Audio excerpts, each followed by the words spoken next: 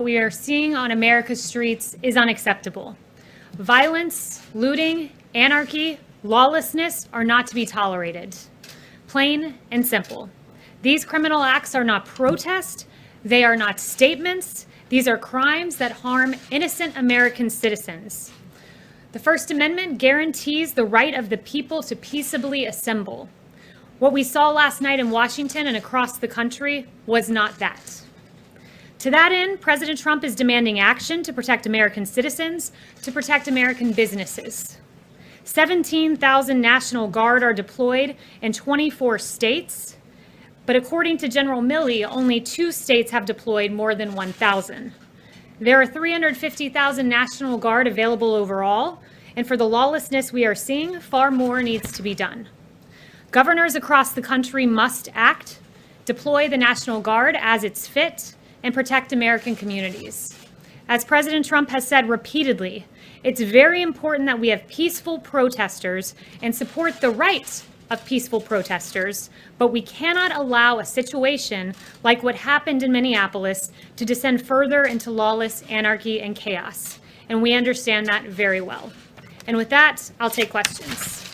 Yes. To your point, the country is in crisis. There's a global pandemic that has claimed more than 100,000 lives. At least 40 million people are unemployed. There are now protests and racial tension ripping apart many cities. Where is the president? Why has he not delivered an address to the nation, as many of his predecessors have in a time of domestic crisis? So the president has delivered multiple statements on this. The president, as recently as 48 hours ago, was out talking about what a tragedy the death of George Floyd was, how it has weighed on his heart, and how he encourages peace and lawfulness in our streets and peaceful protests. So he has said that repeatedly. He's made many statements to this effect. What I would note is continual statements, as he's made day and day and day and day again. They don't stop anarchy. What stops anarchy is action, and that's what the president is working on right now. To that point about the anarchists, you said this morning that the president is focused right now on rooting out Antifa. George Floyd did not die in Antifa custody. He died in police custody. What's the president doing to reform policing tactics and excessive use of force by police? Yeah, so it's an important question for sure. And this president, if you look at the actions his DOJ has taken, there's a civil rights investigation into the death of Ahmaud Arbery. There's a civil rights investigation into the death of George Floyd. It is a tragedy what we saw. I mentioned to you that the president was extremely upset when he saw that video. And he continues to, the DOJ continues to pursue those charges. And he's recognized injustices for a long time. Since he was a candidate, he talked about Sandra Bland and what a terrible video that was too. So he recognizes injustices where they are, but at the same time, he also recognizes that we can't allow organized groups like Antifa to commit some of the heinous acts that we've seen. John. Kayleigh, in his call with the governors, the president said that he had put General Milley in charge of all this. What does that mean? Yeah, so Chief of Staff in charge of policing American streets. What did he mean? So I'm not going to get ahead of any actions that will be announced, but what I will say to you is this, that he has had 2 briefings today with Secretary Esper and AG Barr, and General Milley was there, and there will be additional federal assets deployed across the nation. There will be a central command center in conjunction with the state and local governments that will include General Milley, Secretary Esper, and AG Barr, but I won't go any further in announcing what actions. Can you explain what the president meant when he told the governors, I am put General Milley in charge? What does that mean? Because that sounds like a total break here. The chairman of the Joint Chiefs of Staff being in charge of a domestic issue. And ensuring that, as the president has said, and this has been taken out of context, by the way, that our streets are dominated with a police force and with a National Guard presence, so that, let me explain a little bit about how this works. If there's a peaceful protest, police will form a line. And what we've seen are those lines have been overwhelmed by massive protests that have turned into riots, the peaceful protests to be distinguished from the riots we've seen. And when those lines are overwhelmed, law enforcement gets on the defense. So what the president has said is he wants to dominate the streets with National Guard, with a police presence. And what studies have shown, as General Milley noted, he was in that governor's call, and his points all pertain to the National Guard. And he noted that there are several studies that when there's an overwhelming National Guard presence, it actually de-escalates the situation and causes less civil unrest. So General Milley has really been on point in talking about the National Guard, the effectiveness, and ensuring that they're utilized to great effect across the country. What's been taken out of context? Because I mean, I have the exact quote. It's a very simple one. He just says, that he has put General Milley in charge. No, I wasn't suggesting that quote was out of context. The dominate, I've seen some networks that have talked about dominating protesters, and I've been around the president all day. Anytime he's used the word dominate, it was with regard to dominating the streets and ensuring that we have peace in our streets. Yes. Yes, Scott, thanks. In addition to the tough talk the president has been talking about taking action against looters and some of the violent elements in the protests that we've seen, why isn't he also supplementing that message by calling on these people to remain calm, to go home, to not destroy property, businesses, so on? Yeah, he has done that repeatedly. Look, he talked about understanding the pain that people are feeling, and he does understand that pain. He's talked several times about the right to peacefully protest, and I've seen some of these peaceful protests, some of these sit-ins, and it's a real shame when you have anarchy and anarchists come in and you have Antifa come in, and it really dilutes the message of the protesters, and it's a legitimate reason they're protesting. So he hates to see Antifa come in and really dampen that message, which has been in many cases peaceful, but has been overtaken and overwhelmed by an organized effort of people from out of state coming in and causing havoc. Is he traveling on Friday? Is he going to Maine? He still plans on going to Maine. I haven't heard any other changes to that effect. Yeah. We just. Thank you. I like your mask. That's really cool. I have a quick follow-up about police reform. National Security Advisor Robert O'Brien says he does not think there is systemic racism among law enforcement in the U.S. Does President Trump share that view? Look, I think where the president stands is he does not believe, he fundamentally rejects the idea that these egregious actions of these 4 Minnesota officers are representative of our police force as a whole. Most of our officers in this country are good, hardworking men and women who work every day to police our streets.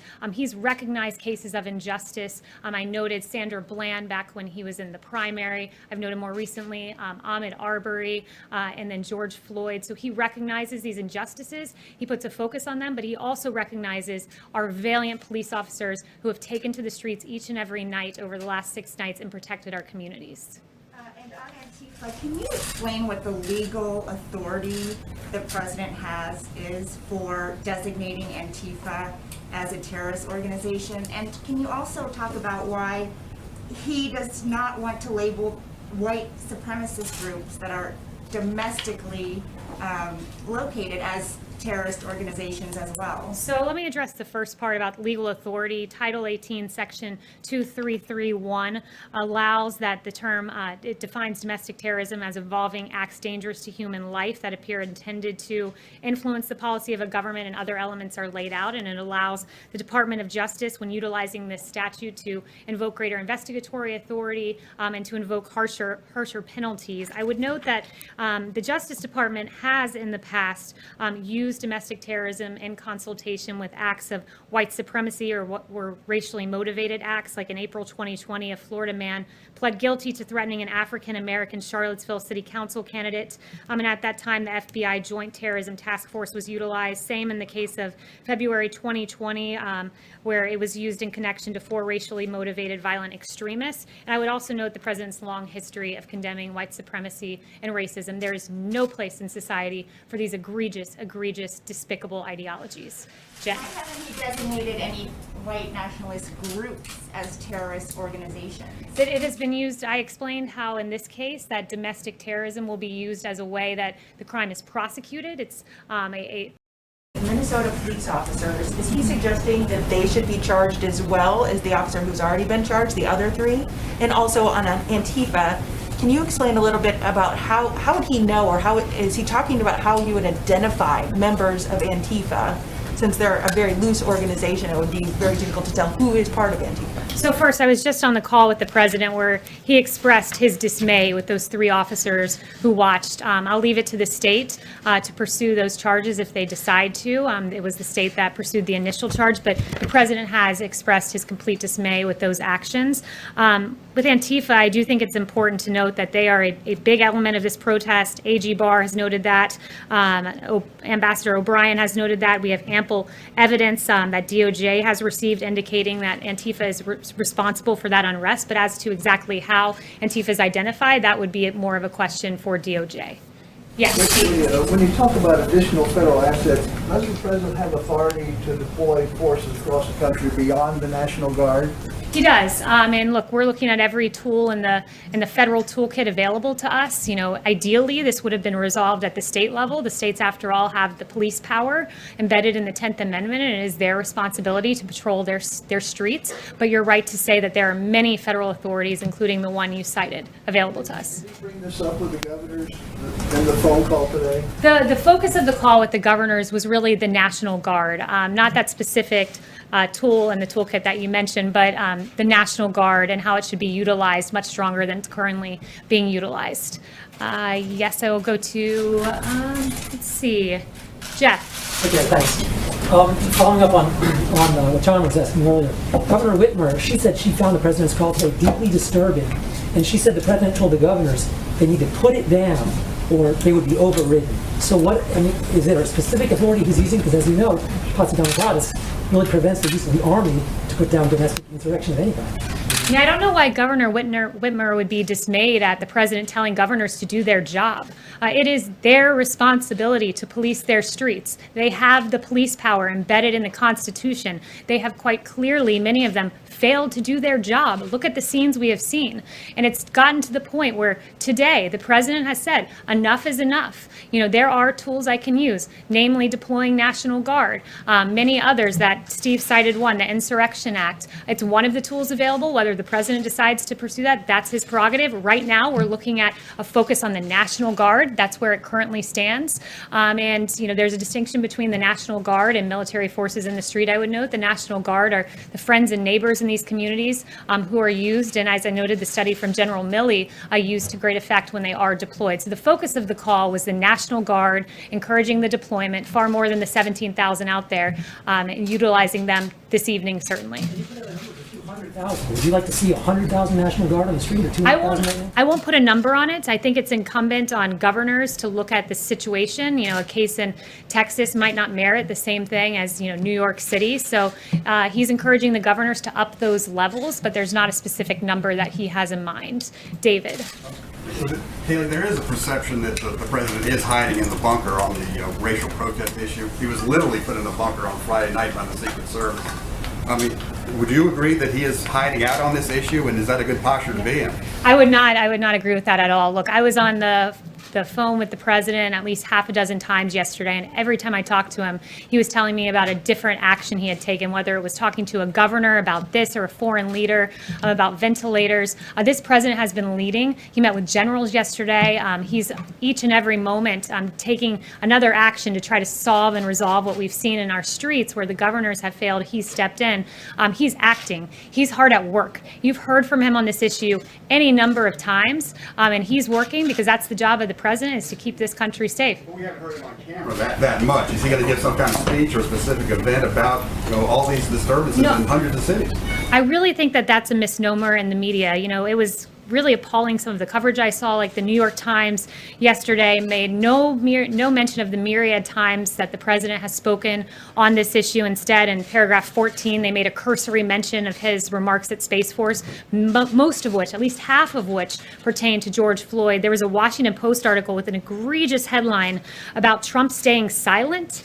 He hasn't been silent on this. I have a whole list of his remarks there, and instead, paragraph 23, they note, oh wait, we're contradicting our own headline. The president did in fact make remarks. Contrary to the silent headline, you had Don Lemon on CNN saying at 9:38 p.m. on Saturday night, the president's been silent. Ironically, that comment came 4 hours after the president was quite audibly speaking at this issue. I was there for the remarks, and then you had CNN double down the next day, Sunday afternoon, saying the president was silent. And you know, I don't want to bore you with reading out all of his statements, but it sounds like I should read a few, like the president saying it's a grave tragedy that filled Americans all over the country with horror, anger, and grief, and I stand before you as a friend and ally to every American seeking justice. He said, I understand the pain the people are feeling. I can go on, but I would just be repeating what the president has already said, because make no mistake, this president has not been silent, and at this moment, he is acting to protect this country from the lawlessness we saw just out here in Lafayette Park last night. Yes. In a particularly egregious act, St. John's Church, Church of the Presidents, was targeted last night. Graffiti all over, set on fire. What is the president's reaction to that, please? It's hurtful, honestly. I think it's hurtful on a number of levels. Look, the VA was defaced Literally the word veteran spray painted out of the placard in front of the Department of Veteran Affairs. The Lincoln Memorial defaced. How does that make much sense? The place where the March on Washington began, that momentous occasion in the history of civil rights. That memorial was defaced last night. That doesn't honor the legacy of George Floyd. It doesn't. And certainly not the burning of St. John's Church. Look, St. John's, I think it's important to go through a little bit of this, but Reverend John C. Harper was the St. John's rector many centuries ago, at least decades, centuries and a few decades ago. And here's what he was told. He was told he needed to close St. John's because he couldn't leave it open for the March on Washington because, quote, it might be a bloodbath. But he stood boldly. He stood boldly and he stood on the side of justice. And on the day the March on Washington happened, here's what was sung from that church. One family on earth are we throughout its widest span. Oh, help us everywhere to see the brotherhood of man. And of course, we know that the March on Washington ended with Reverend Martin Luther King Jr. giving that incredible speech, I Have a Dream. And that church, the same church that was burning last night, here is what they said, taking that bold stance to support Martin Luther King. They said this church building is open as it has always been. So all who want to worship here, the ministry of this parish is extended to any who seek it. Our fellowship with one another has no limitations whatsoever. That church supported the bold civil rights moment of the March on Washington, which began at the Lincoln Memorial. That doesn't honor the legacy of George Floyd. It doesn't further the cause. And those are violent anarchists, Antifa, who are taking advantage of the pain of people, the pain of the peaceful protesters. It's inexcusable, and we have to stand as one America against the burning of the church and the defacement of the Lincoln Memorial. Chanel. Kayleigh, is it possible that DC will be placed under martial law in order to protect these national monuments from further destruction? And second, under the Civil Rights Act of '68, will this administration investigate either members of Congress or political organizations who are funding or tied to Antifa moving forward? Yeah, on Antifa, I think at this point we're pursuing the domestic terrorism angle. That's what the DOJ has decided. And what was your first question was about martial law? Martial law to protect national monuments in DC. Yes, so I have not heard that discussed. Any other questions? Yes. Thank you. Can you confirm a phone call earlier today between Presidents Trump and Putin? And if so, considering what the president said to governors later in the day, did he ask President Putin for advice on how to quell unrest in his own country? I don't have any details on that call. I wasn't a part of it, I'm not entirely certain what was discussed, but the call did take place. Yes. Does the president regret using phrases like when the shooting starts, the looting starts, the shooting starts, and phrases like vicious dogs? Is he considering apologizing? So the president on the looting point, he was taken wildly out of context. Twitter, it's interesting to watch. I've seen multiple instances of real incitement of violence on Twitter, but they've never penalized those users. Like, for instance, Iran. We've seen horrific tweets from the Iranian regime about the elimination of the Zionist regime, to quote them, and that was never flagged. Interesting that their gut instinct was to flag the president, and they did so in an accurate way. The president very clearly laid out what he meant by that tweet, that looting leads to shooting, and we have seen the unfortunate killing of one person in Minneapolis. There were 7 people shot in a St. Louis riot a few nights ago, and the president clearly laid out what he meant. But it is interesting to watch the gut instinct of Twitter to go ahead and label what the president said as somehow inciting violence, which it absolutely was not. But look, I want to say this. We cannot let violence and we cannot let looting and a few bad actors divide us as an American people. The American spirit is defined by love and mutual acceptance and kindness. And despite the horrific scenes we've seen play throughout the media, there's some things that we haven't seen. And I think it's important for the American people to see them. And Judd, I'm going to call for that soundbite now of some video that I think it's very important for us all to watch.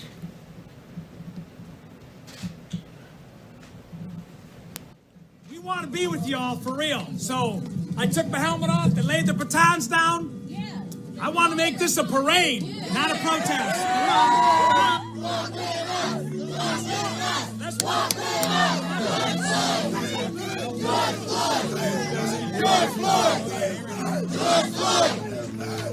Not 1 ounce of damage. Nobody's arrested. Nobody got hurt. This is the way it's supposed to be.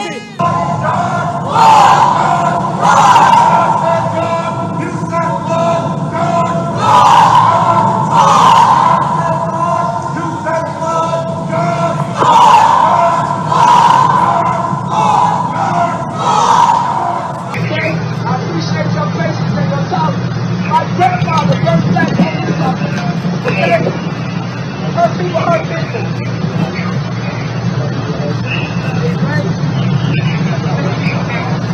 I don't want them to be hurt. Don't hurt them no more. I love you, man.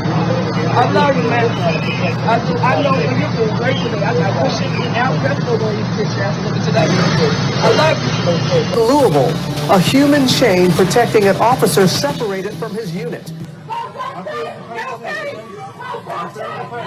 We're here with you. All right? Okay?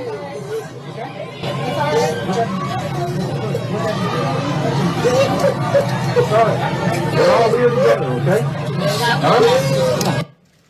Across the country, we've seen examples of police protecting protesters and protesters embracing police, and it's been beautiful to watch, though those images have not been played all that often. And I just want to leave you with a quote from Martin Luther King Jr. that we must learn to live together as brothers, or we will perish together as fools. Thank you. Thanks for watching, and if you haven't already, please consider subscribing to our channel. And while you're at it, please leave us a comment. Thank you for watching.